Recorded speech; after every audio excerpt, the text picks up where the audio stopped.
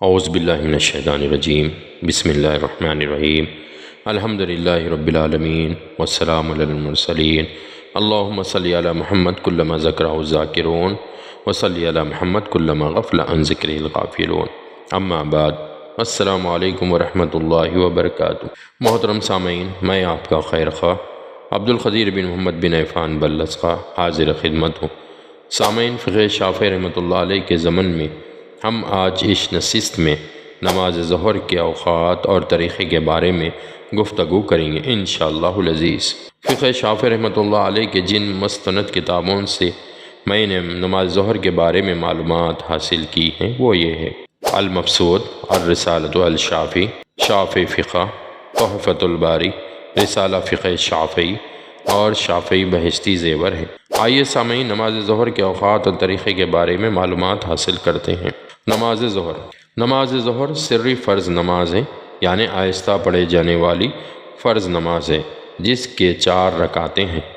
اس نماز کا وقت سورج کے زوال کے بعد شروع ہوتا ہے اور جب کہ ہر چیز کا سایہ سائے اصلی کے علاوہ مثل کے سائے کے برابر ہو جائے ختم ہو جاتا ہے۔ ظہر کی فرض نماز سے پہلے 4 رکعتیں سنتیں ہیں، جس میں 2 سنت مؤکدہ ہے اور 2 سنت غیر مؤکدہ ہے۔ سنت مؤکدہ سنت وہ نماز ہے جس کے پڑھنے پر ثواب اور جس کے نہ پڑھنے پر گناہ ہے، اور سنت غیر مؤکدہ وہ سنت نماز ہے جس کے پڑھنے پر ثواب اور جس کے نہ پڑھنے پر گناہ نہیں۔ ظہر کی فرض نماز کے بعد بھی 4 رکعتیں سنتیں ہیں۔ اس میں بھی 2 سنت مؤکدہ ہے اور 2 سنت غیر مؤکدہ ہے۔ آئیے سامعین، نماز ظہر با جماعت کے ساتھ پڑھنے کا طریقہ معلوم کرتے ہیں۔ ہمارے آقا رسول عربی صلی اللہ علیہ وسلم ہمیشہ جماعت کے ساتھ نماز پڑھا کرتے تھے۔ ہمیں بھی چاہیے کہ جماعت کے ساتھ نماز ادا کریں تو سب سے پہلے باوضو ہو کر قبلے کی طرف منہ کریں اور کھڑے ہو جائیں۔ جب اقامت ہو جائے تو دل میں نیت کرے اور زبان سے یوں کہے: نویت اصلی فرض الظہر 4 رکعتین ادان مقتدیا مستقبلا للکعبۃ للہ تعالی، اور پھر تکبیر تحریمہ یعنی اللہ اکبر کہتے ہوئے دونوں ہاتھ کانوں تک اٹھائیں اور رفعین کرتے ہوئے سینے اور ناف کے درمیان ہاتھ باندھیں، یعنی دائیں ہاتھ بائیں ہاتھ کے پنجے پر رکھیں۔ پاؤں کے درمیان ایک بالش کا فاصلہ رکھیں، مگر عورتیں اپنے پاؤں ملائے رکھیں۔ پھر امام اور مقتدی سب کے سب دعائے افتتاح پڑھیں۔ اس دعا کو دعائے توجہ بھی کہتے ہیں، اور دعائے افتتاح یہ ہے: اللہ اکبر کبیرہ والحمدللہ کثیرہ وسبحان اللہ بکرۃ واصیلہ، انی وجہت وجہ للذی فطر السماوات والارض حنیفا مسلما وما انا من المشرکین، ان الصلاۃ والنسک ومحیایا ومماتی للہ رب العالمین لا شریک لہ وبذلک امرت وانا من المسلمین۔ اس دعا کے بعد تعوذ یعنی اعوذ باللہ من الشیطان الرجیم اور سورہ فاتحہ یعنی ماہ بسم اللہ سے وللضالین تک پڑھنا امام اور مقتدی دونوں پر فرض ہے۔ اس کے بعد امام اور مقتدی قرآن شریف کی کوئی سورہ یا کچھ آیت پڑھیں جو سنت ہے۔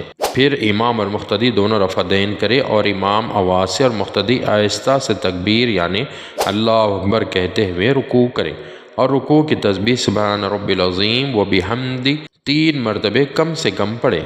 اس کے بعد پہلے امام پھر مقتدی دونوں رفعین کرتے ہوئے سمیع اللہ لمن حمیدہ کہتے ہوئے کھڑے ہو جائیں۔ اس کے جواب میں سب مقتدی ربنا لک الحمد حمدا کثیرا طیبا مبارکا فی کہے۔ اس ٹھہرنے کو اعتدال بھی کہتے ہیں۔ اس کے بعد امام آواز سے اور مقتدی آہستہ سے تکبیر کہتے ہوئے پہلا سجدہ کریں۔ سجدے میں جاتے وقت پہلے دونوں گھٹنے زمین پر رکھیں، پھر دونوں ہاتھ، پھر پیشانی اور ناک زمین پر رکھیں۔ بازو بغلوں سے اور پیٹ رانوں سے الگ رہیں، مگر عورتوں کو چاہیے کہ پیٹ رانوں سے ملائے رکھیں۔ اس کے بعد سجدے کی تسبیح سبحان رب العالی و بحمدہ کم سے کم 3 مرتبے پڑھیں۔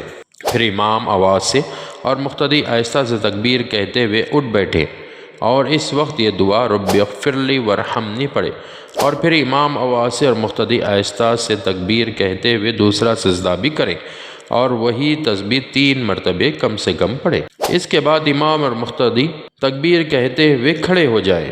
دوسری رکعت بھی پہلی رکعت کی طرح ادا کرے، مگر اس میں دعا افتتاح نہ پڑھے۔ جب دوسری رکعت پوری ہو جائے تو دونوں سجدوں کے بعد تکبیر کہتے ہوئے مفترش بیٹھ جائیں اور تشہد اول پڑھے، یعنی تشہد پورا پڑھ کر درود شریف اللہم صلی علی سیدنا محمد تک پڑھے۔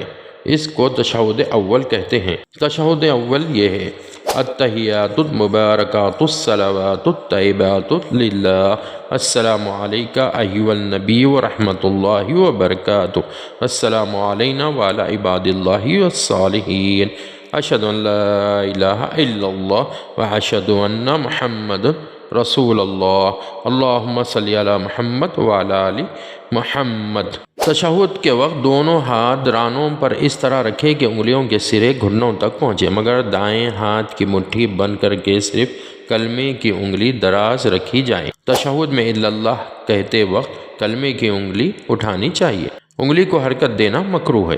اس کے بعد تکبیر کہتے ہوئے اٹھیں اور رفعین کر کے ہاتھ باندھیں اور باقی 2 رکعتیں بھی اس طرح پڑھیں جس طرح پہلی رکعتیں پڑھی تھیں، مگر ان دونوں رکعتوں میں امام اور مقتدی صرف سورہ فاتحہ پڑھے، قرآن مجید کی دوسری سورت نہ پڑھے۔ آخری رکعت میں تشہد پڑھنے کو تشہد آخر کہتے ہیں۔ اس میں دائیں پاؤں کے پنجے کو کھڑا رکھیں اور اس طرح کہ اس کے انگلیوں کا رخ قبلے کی طرف رہے، اور بائیں پاؤں یعنی لیفٹ لیگ کو دائیں پیر کی پنڈلی کے نیچے سے نکال کر زمین پر ٹیک کر بیٹھ جائے۔ اس بیٹھک کو طورِ بیٹھنا کہتے ہیں۔ آخر میں پورا تشہد پڑھیں اور اس کے بعد درود ابراہیم اور دعائے معصورہ بھی پڑھیں۔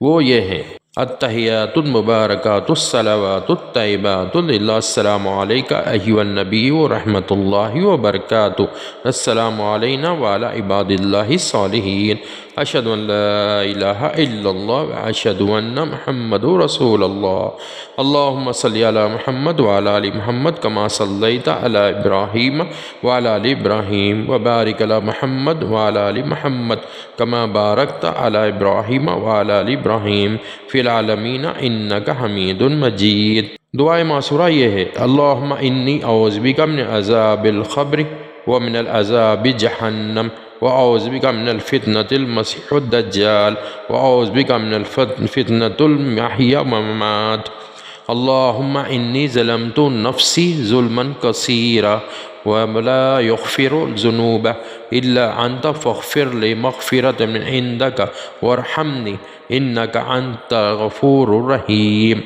یہ دعا پڑھنے کے بعد امام آواز سے اور مقتدی آہستہ سے پہلے دائیں پھر بائیں منہ کر کے سلام پھرے، یعنی السلام علیکم ورحمۃ اللہ کہتے ہوئے سلام پھرے۔